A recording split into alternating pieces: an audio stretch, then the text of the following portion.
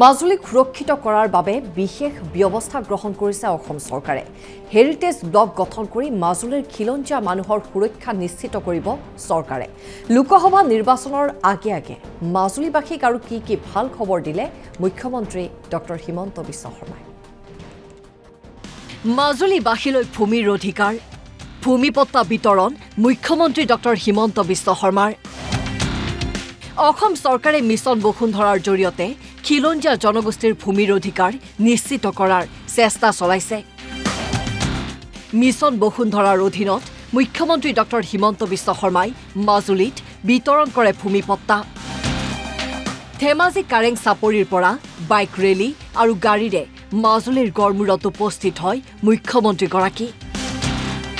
Garmur mini ষ্টেডিয়ামত বিশাল জনসভাত mission বসুন্ধৰাৰ অধীনত 10,932 গৰাকী লোকক ভূমিপট্টা বিতৰণ কৰে মুখ্যমন্ত্ৰীগৰাকীয়ে।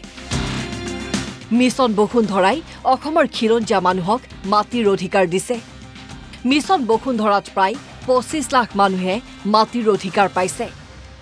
মিছন বসুন্ধৰাই 25 লাখ ওচৰা ওচৰি ব্যক্তি অনুষ্ঠানক আজি মাটিৰ অধিকাৰ পোৱাত সহায় কৰিল। ট্ৰাইবেল বেল্ট এণ্ড ব্লকতো খিলঞ্জীয়া লোকৰ মাটিৰ স্বীকৃতি হ'ল। অসম চৰকাৰে মাজুলীকে ধৰি ঐতিহ্যমণ্ডিত স্থানসমূহৰ ভূমি স্থানীয় খিলঞ্জীয়া মানুহৰ হাততেই থকাৰ ব্যৱস্থা কৰিছে। মাজুলীৰ ভূমি কেৱল মাজুলীৰ মানুহে ক্ৰয় বিক্ৰয় কৰিব পাৰিব।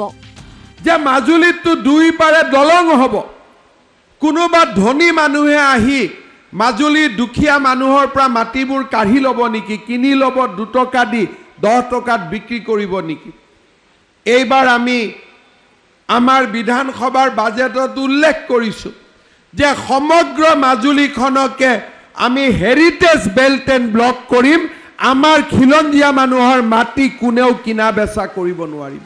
মাজুলীৰ মানুহৰ মাটি মাজুলীৰ মানুহৰ হাততে থাকিব, কোনেও আহি কিনিব নোৱাৰে। যিদিনাখনৰ পৰা বেল্ট এণ্ড ব্লক হ'ব তাৰ পিছৰ পৰা কোনো নতুন মানুহে মাজুলীত আৰু মাটি কিনা বিক্ৰী কৰিব নোৱাৰিব। ডক্টৰ হিমন্ত বিশ্ব শৰ্মা চৰকাৰে মাজুলীৰ উন্নয়নত বিশেষ গুৰুত্ব দিছে। মুখ্যমন্ত্ৰীয়ে ভাষণত উল্লেখ কৰিলে মাজুলীৰ উন্নয়ন।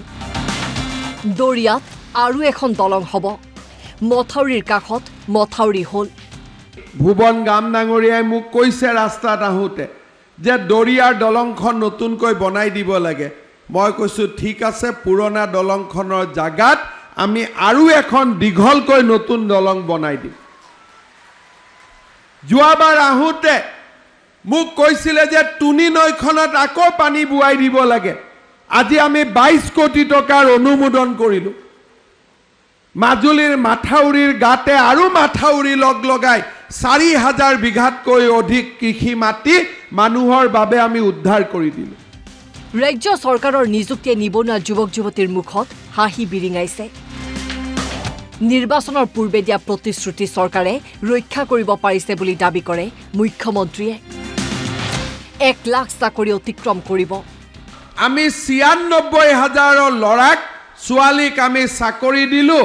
এটাও কোৰ্ট কেছ নহ'ল, এটা দালালেও 1 টকা খাব নোৱাৰিলে। নিকা পদ্ধতিত আজি 1 লাখৰ কম, 4,000 কম 96,000 ল'ৰা ছোৱালীয়ে চৰকাৰী চাকৰি পালে। 1 লাখতো আমি শেষ কৰিব খোজা নাই।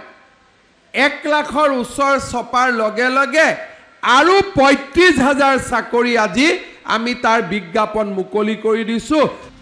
লোকসভা নিৰ্বাচনৰ আগে আগে মুখ্যমন্ত্ৰীৰ মাজুলী ভ্ৰমণে বিজেপি কৰ্মী সমৰ্থকক অধিক উৎসাহী কৰিছে। মাজুলী হেৰিটেজ বেল্ট কৰা ঘোষণাই মাজুলীবাসীৰ স্বকীয়তা সুনিশ্চিত কৰিব বুলি আশাবাদী সকলো। মাজুলীৰ পৰা ৰজনীকান্ত বৰদলৈ, NB নিউজ।